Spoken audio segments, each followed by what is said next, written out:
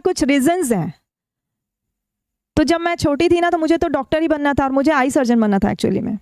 तो एक घटना हुई मेरे साथ में। मेरी जो मदर रही, मेरी मदर को ना यूट्राइन फाइब्रॉइड्स थे, गांठें होती है यूट्रस में जिसमें काफ़ी ब्लीडिंग होती है, और आजकल के साइंस में यूट्रस को पूरे ऑर्गन को ही निकाल दिया जाता है। तो ये घटना जब मैं 10th स्टैंडर्ड में थी, और डॉक्टर बनने के लिए आपको पता है साइंस लेना पड़ता है, और आप नहीं लिए तो आपका पूरा जीवन टर्निंग पॉइंट है आपका लाइफ का। तो एंड एग्ज़ाम के 2-3 महीना पहले मेरे मदर का ऑपरेशन डॉक्टर ने कह दिया था, और वो साधारण यहाँ होता भी नहीं था उस टाइम मुझे, क्योंकि 20 ईयर्स हो गए प्रैक्टिस को। तो बचपन में उनको नागपुर ले जाया गया, ऑपरेशन हुआ, और ऑपरेशन में जब वो डॉक्टर ने जब उनका ऑर्गन निकाल के बाहर लाई, तो that was a shocking moment for me कि ये कैसे हुआ, ये क्यों निकाल दिया गया। तो वो जो टर्निंग पॉइंट लाइफ का रहा, तो मैंने सोचा मुझे इसी की ही डॉक्टर बनना है। तो मेरा जो स्पेशलाइजेशन, जो मेन सब्जेक्ट्स है वो थायराइड्स, यूट्राइन फाइब्रॉइड्स, जो ट्यूमर्स होते हैं, सर्जरी बचाने का काम करना, वो मैंने उस समय से ठान लिया।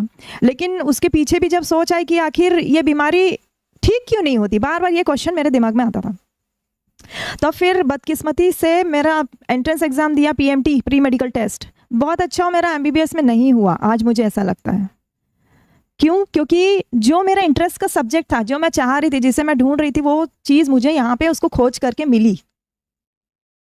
तो वैसे ही आप लोग का जीवन की जो पढ़ाई होती है ना, जब तक आप उस सत्य को जान नहीं लो, खोज नहीं लो, तब तक अगर आप लगे रहोगे तो डेफिनेटली वो आपको जीवन में वो चीज़ मिलेगी ही। लेकिन उसके लिए एक ही शर्त है, और सिर्फ एक ही शर्त है, वो है कंसिस्टेंसी।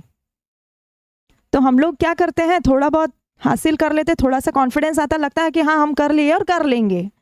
तो कई बार ऐसी स्थिति में हमारी बहुत सारी चीज़ें छूट जाती है, मतलब इतना मेहनत करके भी हम जो मंजिल होती है वहाँ तक हम पहुँच नहीं पाते हैं।